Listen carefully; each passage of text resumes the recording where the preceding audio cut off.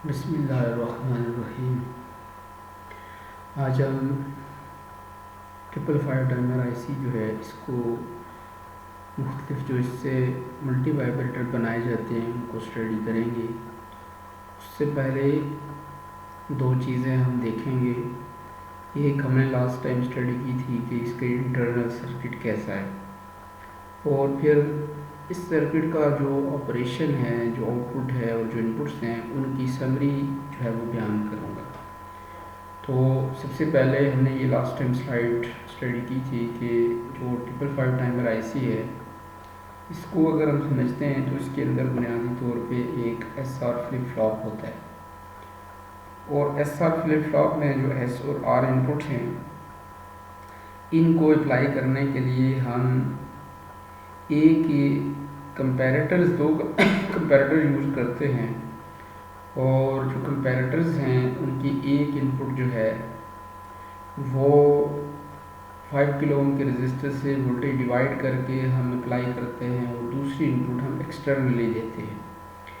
ये जो एस वाला एस के लिए इनपुट है उसके साथ जो कनेक्टेड है वोल्टेज वो ये जो अप्लाइड वोल्टेज है ये माइनस वोल्टेज माइनस इनपुट के साथ है, यानी इन्वर्टिंग इनपुट के साथ कनेक्टेड है, और ये 2/3 ऑफ VCC वोल्टेज लेवल है।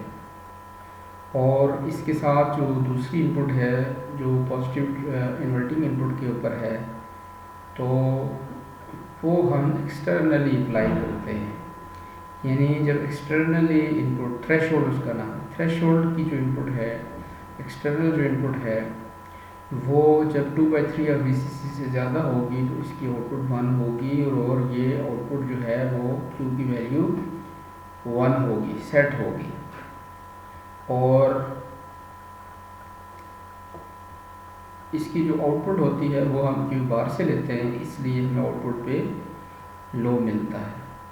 तो ये हमारे पास एक क्रिटिकल पॉइंट आ गया कि इस फ्लिप फ्लॉप या आउटपुट के लिहाज से अगर हम बात करते हैं तो आउटपुट उस वक्त लो होगी जब हम एस के ऊपर 1 देंगे या थ्रेशोल्ड के ऊपर हम 2/3 ऑफ VCC से ज़्यादा वोल्टेज देंगे। दूसरी इनपुट जो है वो SR फ्लिप फ्लॉप की R है, और R के लिए जो कंपैरेटर है उसकी इन्वर्टिंग इनपुट जो होती है उसको हम एक्सटर्नली अप्लाई करते हैं, और नॉन इन्वर्टिंग इनपुट जो है वो वोल्टेज डिवाइडर नेटवर्क से कनेक्टेड है, यानी कि इसकी आउटपुट 1 ही रहेगी। अगर हम इनपुट अप्लाई नहीं करते तो इसकी आउटपुट 1 होगी, और यानी कि ये 1 रहेगी। अगर हम कोई इसके साथ एक्सटर्नल सर्किट कुछ नहीं लगाते, जस्ट कंबाइज करें, तो हमें ये जो आर वाली इनपुट है ये 1 मिलती है, यानी आउटपुट रीसेट होती है और Q बार की वैल्यू हमें हाई मिलती है।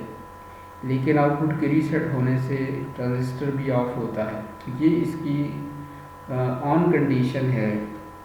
और अगर आप एक्सटर्नल इनपुट ट्रिगर के ऊपर 1/3 से लो वैल्यू देंगे तो उस सूरत में कंपैरेटर की आउटपुट जो है वो लो होगी, और उसकी लो होने से आउटपुट नो चेंज में चली जाएगी, या उसकी आउटपुट जो है वो बदलेगी कि आर की वैल्यू जो है वो हमने इस तरीक़ाकार से 1 हो जाएगी, और 1 होगी तो आउटपुट जो है वो हमें रीसेट फॉर्म में इसमें जाना है, या दोबारा से ये रीसेट होगी। तो चूँकि इन्वर्टिंग इनपुट हम जो एक्सटर्नल दे रहे ट्रिगर, इस पर जब लो देते हैं तो उससे आउटपुट ये वाली हाई जो है वो हाई होगी, और इसकी जो आउटपुट होगी, इसकी आउटपुट जो है वो हमें चेंज होके मिलेगी। अब इसको अगर हम समरी की फॉर्म में देखना चाहें तो हम जो है समरी ऑफ कंडीशंस के ऊपर देखते हैं कि जब हम थ्रेशोल्ड के ऊपर voltage greater than 2/3 of VCC देते हैं तो उस सूरत में हमें आउटपुट लो मिलती है, ट्रांजिस्टर ऑन हो जाता है, और ट्रांजिस्टर के ऑन होने से जो एक्सटर्नल कैपेसिटर होगा अगर हम लगाते हैं तो यह डिस्चार्ज वाली जो पिन है वो डिस्चार्ज फॉर्म में आ जाती है, यानी कि वो ग्राउंड से कनेक्ट हो जाती है। तो कैपेसिटर लगाएंगे तो फिर वो डिस्चार्ज होगा। और जब हम ट्रिगर के ऊपर वोल्टेज लेस देन 1/3 VCC देंगे उस सूरत में आउटपुट हाई हो जाएगी, और आउटपुट जब हाई होगी तो ट्रांजिस्टर ऑफ होगा, और अगर कैपेसिटर लगाते हैं तो वो चार्ज कंडीशन में होता है। अब एक सवाल ये पैदा होता है कि अगर हम वोल्टेज 2/3 या VCC से लेस दे रहे हैं लेकिन 1/3 से ज़्यादा है, तो उस सूरत में क्या होगा, तो when trigger threshold is less than 2/3 of VCC and trigger is greater than 1/3 of VCC, then output transistor और कैपेसिटर की जो कंडीशन है वो प्रीवियस हालत पे मेंटेन रहेगी। मेंटेन रहने का मतलब ये है कि अगर ट्रांजिस्टर जो है वो ऑन है, कैपेसिटर डिस्चार्ज कर रहा है और वो लो हो गई है, तो वो लो ही मेंटेन रहेगी, और ये लोड चेंज वाली कंडीशन हो जाती है। और जब हम इसको अगर वो कंडीशन ये है कि आउटपुट हाई है, ट्रांजिस्टर ऑफ है और कैपेसिटर जो है वो चार्ज कर रहा है, तो उस सूरत में फिर ये कंडीशन मेंटेन रहेगी। ठीक है, तो ये हमारे पास तीन कंडीशंस आ गई कि हमारे पास जो कैपेसिटर है या थ्रेशोल्ड और जो ट्रिगर है, इसके ऊपर अगर वोल्टेज क्या है, किस तरह की है, तो उससे क्या आउटपुट होगी। ठीक है, तो ये हमारे पास तीन कंडीशंस आ जाएंगी कि 2/3 VCC से ज़्यादा होने का एक चीज़, दूसरी 1/3 से लेस होगी तो क्या होगा, और अगर ये होगी तो क्या होगा। ठीक है, तो अगर ये 2/3 से ज़्यादा होगी तो इसका मतलब है कि आउटपुट सेट हो जाएगी या आउटपुट लो हो जाएगी, चूँकि और ट्रांजिस्टर ऑन हो जाएगी। 1/3 से लेस होने से क्या होगा, आउटपुट रीसेट होगी और आउटपुट जो है वो हाई हो जाएगी और आउटपुट मिलेगी, ट्रांजिस्टर ऑफ होगा। और इन बिटवीन है तो फिर नो चेंज वाली कंडीशन फ्लिप फ्लॉप पे होती है, और नो चेंज वाली कंडीशन में जो प्रीवियस हालत है वो मेंटेन रहती है। अब हम इसको यूज़ करके सर्किट्स बनाते हैं, तो आज हम देख लेते हैं बाईस्टेबल मल्टीवाइब्रेटर को। तो बाईस्टेबल मल्टीवाइब्रेटर की क्या डेफिनेशन है, ऐसा सर्किट जिसकी आउटपुट दोनों जो हैं आउटपुट स्टेट्स वो मेंटेन रहती हैं जब तक हम एक्सटर्नली वोल्टेज देके उसको बदलते नहीं हैं। यानी दूसरे लफ्ज़ों में जो फ्लिप फ्लॉप होता है या लैच की हमने बात की थी, तो वो बुनियादी तौर पे हमारे पास एक बाईस्टेबल मल्टीवाइब्रेटर्स है। तो फ्लिप फ्लॉप का दूसरा नाम जो है वो बाईस्टेबल मल्टीवाइब्रेटर है, क्योंकि हमें आउटपुट जो क्यू है वो लो मिलती रहती है या ज़ीरो मिलती रहती है, जो भी स्टेट उसकी है वो ही मेंटेन रहती है। हाँ, अगर आप इनपुट पे कोई खास कम्बिनेशन देते हैं, एस की वैल्यू 1 करते हैं तो आउटपुट 1 हो जाएगी, फिर वो 1 ही रहेगी अनटिल अनलेस कि आप जो है वो उसको आर क्यू पर वैल्यू 1 दें और वो फिर रीसेट हो जाए, और रीसेट होने से आउटपुट 0 हो जाएगी। तो इसका मतलब है कि जो स्टेट है, जो आउटपुट है वो मेंटेन रहती है, और मेंटेन रहने से इसको कहते हैं बाईस्टेबल, यानी दोनों स्टेट उसकी स्टेबल हैं। दूसरी स्टेट में जाने के लिए, एक से दूसरी स्टेट में या दूसरी से पहले में वापस आने के लिए हमें इनपुट पे सिग्नल देना पड़ता है, इसको कहते हैं बाईस्टेबल मल्टीवाइब्रेटर।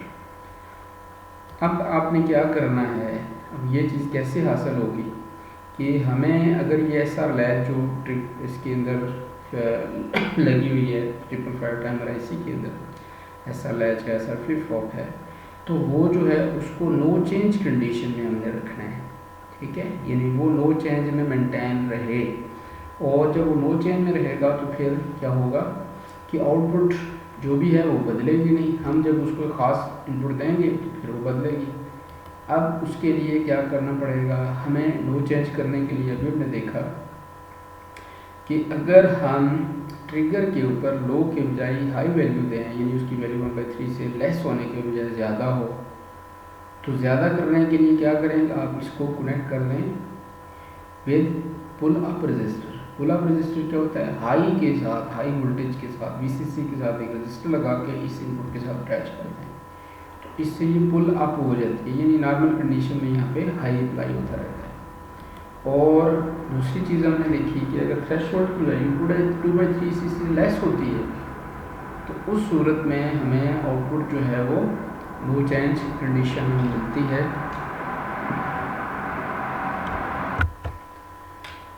अब ये थ्रेशोल्ड यानी नो चेंज कंडीशन के लिए दूसरा जो पॉइंट है, दूसरी जो चीज़ है, इनपुट है, वो कनेक्टेड है थ्रेशोल्ड के साथ, और थ्रेशोल्ड को हमने अगर 2/3 या VCC से हाई करते हैं फिर तो उसका मतलब असर होता है या आउटपुट को वो चेंज करता है। लेकिन अगर हम उसको लो रखते हैं तो उस सूरत में नो चेंज कंडीशन में 10 होगी। और उसको लो रखने के लिए आपने क्या करना है कि पुल अप रजिस्टर कनेक्ट करना है। पुल अप से हाई वोल्टेज से जब लगाते हैं तो पुल अप हो जाता है। अगर हम ग्राउंड के साथ एक रजिस्टर लगा के इसके साथ लगा देंगे तो ये पुल लो कहलाता है। ठीक है, यानी एक चीज़ होती है इसका, ये आप यूँ समझ सकते हैं पुल अप या पुल लो का। अगर फ़र्ज़ किया लो की बात हम करते हैं, अगर हम इसको ग्राउंड के साथ कनेक्ट कर दें, ठीक है, जो कनेक्ट तो हो जाएगा और आउटपुट नो चेंज में चली जाएगी। लेकिन अगर आप यहाँ पे कोई इनपुट अप्लाई करेंगे तो वो यहाँ पे अप्लाई नहीं हो सकेगी। लेकिन जब पुल लो रजिस्टर लगा देंगे तो उस सूरत में अगर आप इनपुट कोई देते हैं तो वो अप्लाई भी होगी, और ये अगर नहीं अप्लाई करते तो उस सूरत में लो वैल्यू मेंटेन भी रहेगी। तो इसी तरीके से पुल अप वाले रजिस्टर में होता है कि अगर हम यहाँ पे लो देना चाहें, ठीक है, या कोई वैल्यू देना चाहें तो उसका असर भी होगा और वो हाई के साथ कनेक्ट भी रहेगी अगर आप नहीं अप्लाई करते। तो इसलिए ये दो वैल्यूज़ जो हैं पुल अप या पुल लो रजिस्टर जो हैं इनकी इम्पोर्टेंस होती है। इसको आप सर्किट के अंदर ज़रा देख लें कि 2 जो है वो हमारे पास है ट्रिगर। तो ट्रिगर के ऊपर आपने जो है वो एक रजिस्टर 10 किलो ओम का लगा के इसके VCC के साथ जोड़ दिए, ठीक है। और ये ट्रिगर के ऊपर अगर आप यहाँ पे लो वैल्यू देंगे, ऑलरेडी ये हाई के साथ कनेक्ट हो गया, लेकिन जब आप लो देंगे तो उससे आउटपुट बदलेगी और क्या होगी, सेट होगी, और सेट से आउटपुट लो हो जाएगी। ऐसे ही 6 नंबर पे थ्रेशोल्ड है, और थ्रेशोल्ड को लो करने के लिए 10 किलो ओम का रजिस्टर लगा के आप इसको ग्राउंड कर दिया।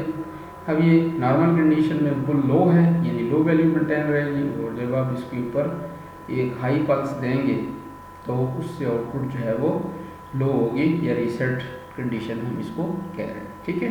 तो ये हमारे पास हमने इसको रजिस्टर लगा के पुल लो और पुल अप कर दिया। एक ही हमारे पास आ गए इनपुट्स, पुल लो और पुल अप वाली बात। दूसरी, इनपुट्स हम कहाँ से देंगे, तो इनपुट्स ये यहाँ पे आपने लो पल्स देनी है, यहाँ पे हाई पल्स देनी है। लो पल्स से ये आउटपुट जो है वो आपकी क्या हो जाएगी, सेट, साथ सेट लिखा हुआ है, यानी सेट इनपुट है, इससे सेट होगा। और जब आप यहाँ पे लो पल्स हाई पल्स देंगे तो उससे आउटपुट लो हो जाती है। इसको आप यूँ भी देख सकते हैं कि वैसे तो आप देखेंगे कि सेट तो बुनियादी तौर पे थ्रेशोल्ड के साथ कनेक्टेड है, लेकिन फंक्शन वाइज अगर हम देखते हैं, फंक्शन वाइज यानी आउटपुट के लिहाज से अगर हम देखते हैं तो आउटपुट देखें कि एस की वैल्यू 1 करने से आउटपुट हाई होती है, और हाई होगी तो ट्रांजिस्टर ऑन हो जाएगा। लेकिन आउटपुट चूँकि क्यू बार से ले रहे हैं तो इसलिए हमें आउटपुट लो मिलती है, ठीक है। तो सेट, इसलिए इस इनपुट को रीसेट का नाम दिया गया, और जो ट्रिगर वाली है उसको सेट इनपुट का नाम दिया गया, यानी एक्सटर्नल जो इनपुट दे रहे हैं उससे सेट होगा और इससे रीसेट होगा, ठीक है। ये एक्सटर्नली, इंटरनली इसकी उलट है, थ्रेशोल्ड के ऊपर सेट होती है और ट्रिगर के ऊपर रीसेट वाली इनपुट वाला। ये आपके पास जो है वो दो इनपुट्स आ गए। बाकी देखने के इसमें 5 नंबर के ऊपर कैपेसिटर लगाना पड़ता है, आउटपुट को पुल अप रजिस्टर और एक कैपेसिटर से कनेक्ट किया हुआ है। 8 वाले इनपुट के ऊपर VCC और 4 के ऊपर VCC अप्लाई की हुई है, तो ये इसकी बाइसिंग होती है। बाकी ये जो है दो इनपुट्स हैं। अब इस सर्किट का ऑपरेशन जो है वो हम देख लेते हैं। तो सबसे पहले apply a low pulse at set to get output high. आपको सेट वाली इनपुट के ऊपर लो पल्स देनी पड़ेगी जिससे आउटपुट हाई हो जाएगी, ठीक है जी।